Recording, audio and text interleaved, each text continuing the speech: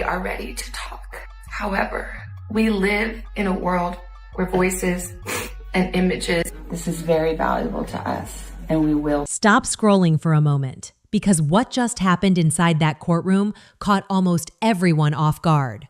A nationally recognized morning show anchor, an 84-year-old mother, and a kidnapping case that was supposed to be under control. But now, family members are standing in court, their voices shaking as new details suddenly spill into public view. And it raises a question that no one in that room could ignore. If this were truly just a simple ransom case, why did sealed evidence suddenly become the center of a heated courtroom debate? The light is missing from our lives. Nancy is our mother. We are her children. Why were there whispers about findings that had never been disclosed before? And why did one legal analyst reportedly murmur, "This changes everything," just as cameras were hurriedly cleared from the hallway? At this point, the story no longer feels like just a private family tragedy. It's becoming something far more public, almost a spectacle. Because when Savannah Guthrie, the familiar, polished face of NBC's Today Show, steps out of the studio and into a courthouse, it signals that something in this case has shifted.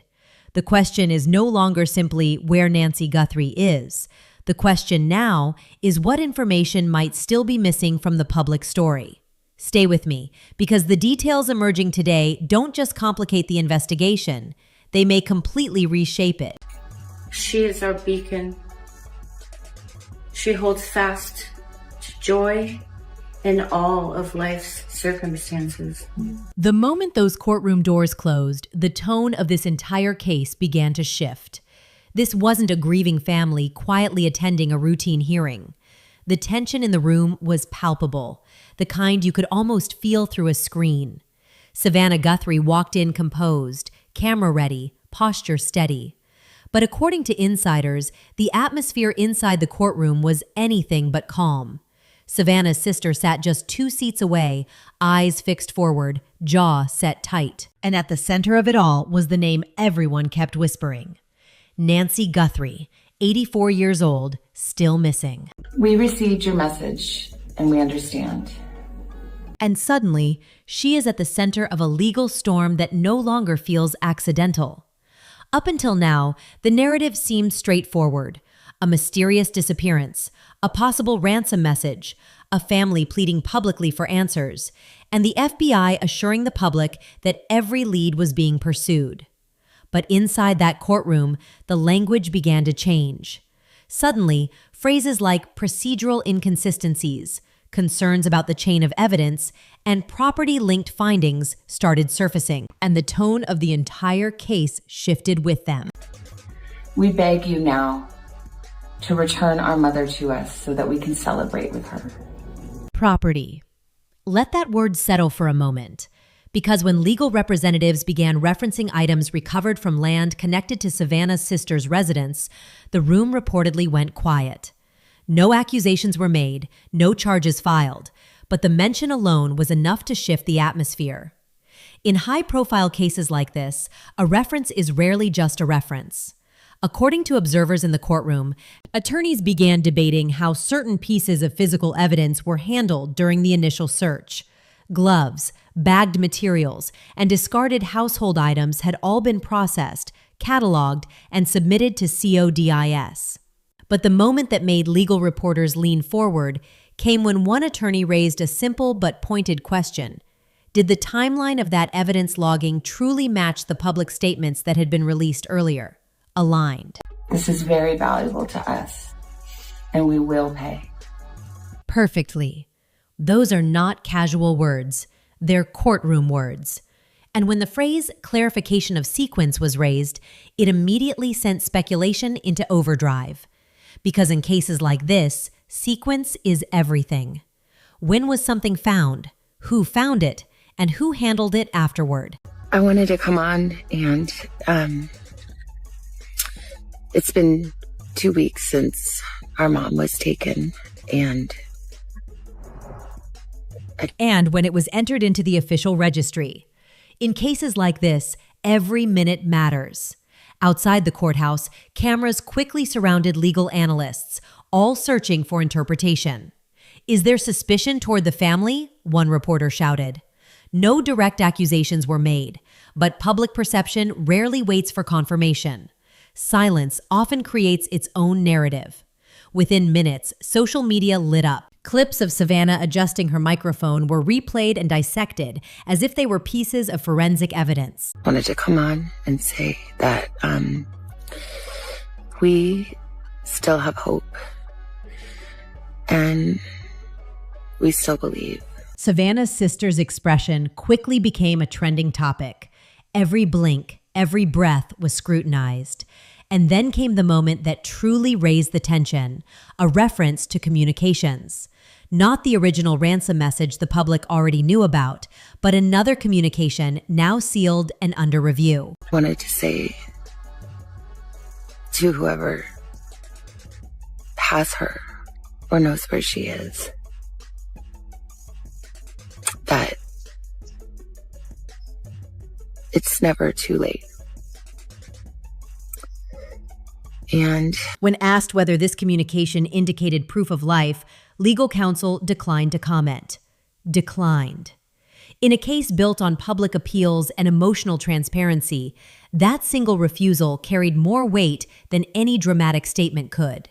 Why withhold that detail now? Why introduce new layers in a courtroom instead of through official press briefings?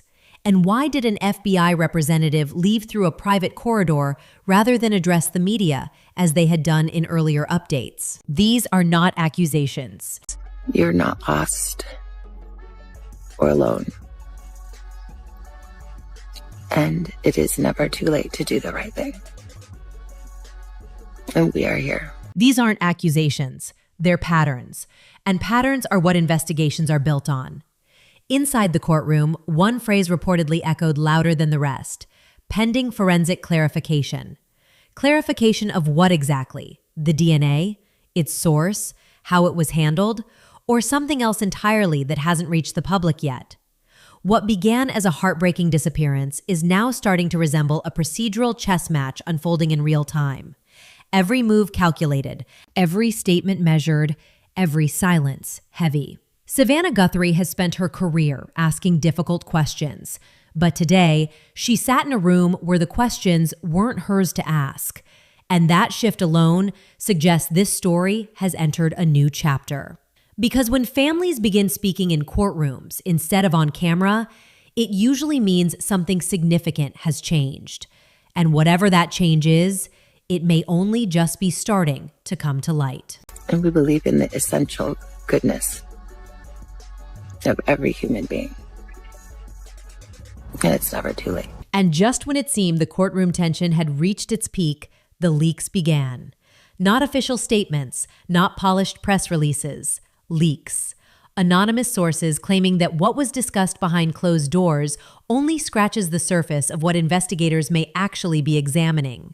According to one insider, and yes, we use that word carefully, financial records tied to properties connected to the family are now reportedly under quiet review. No charges, no accusations, but what's being described as irregular movement patterns. Irregular. It's the kind of word that sounds harmless at first, until you realize it rarely is. Large withdrawals, sudden transfers, private security payments, consulting fees that allegedly spiked in the weeks leading up to Nancy Guthrie's disappearance. Coincidence? Possibly. What do they got? What do they got?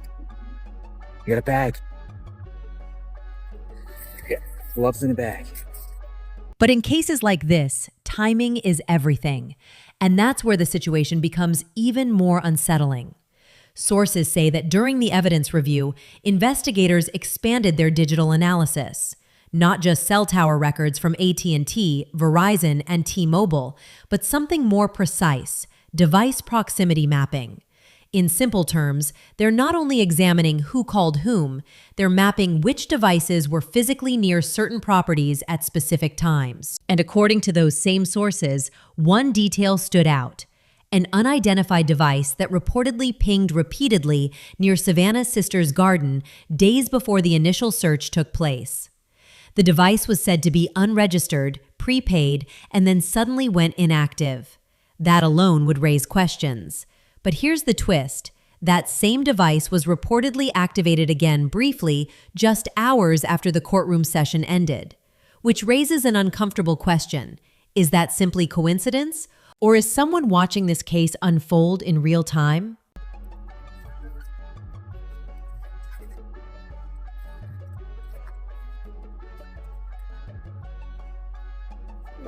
Gotta go look.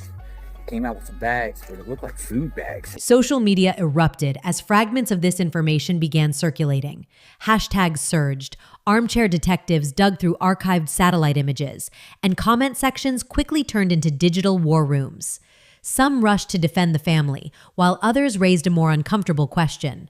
Why does every new detail seem to make the story more complicated? Then came what was described as an alleged internal memo, unverified but widely shared online. The document reportedly referenced an ongoing assessment of narrative consistency. That phrase stood out because it's not language typically associated with a standard missing person case. It sounds more like the terminology used in crisis management. At the same time, viewers began noticing subtle changes in Savannah Guthrie's public appearances. Her segments on NBC's Today Show appeared shorter, more focused, almost unusually tight. They found DNA in the home area. They wouldn't say where it was, but obviously they believe it's suspicious. More controlled. Observers noted that she avoided any direct mention of the latest courtroom developments, not even a brief acknowledgement. And in the world of media optics, silence can speak volumes. The FBI has not confirmed these reports, but they also haven't denied that financial records may be under review. And when agencies remain silent during periods of speculation, it rarely calms the public. It often fuels it. So now the case stands at a tense crossroads. A courtroom filled with unanswered procedural questions, a mysteriously reactivated device, financial movements described as irregular, and a family at the center of a storm that refuses to settle. The disappearance of Nancy Guthrie was supposed to be the headline, but the deeper this investigation goes, the more it begins to look like that was only the beginning. And then this DNA on the glove, you heard me talk about it from Marnie. 2 parts about this. When are we going to find out results? And just when the public thought this case couldn't twist any further, the pressure shifted from whispers to consequences. Because that's the reality of high-profile investigations. They rarely stay quiet forever. Behind the scenes, legal analysts are now openly discussing the possibility of a formal review panel. Not an arrest, not an indictment, but a review. And in elite legal circles, that word carries serious weight. Sources close to regulatory offices suggest that if inconsistencies continue to surface, a broader inquiry could be triggered. One that goes beyond the disappearance itself and examines how information surrounding the case was handled publicly.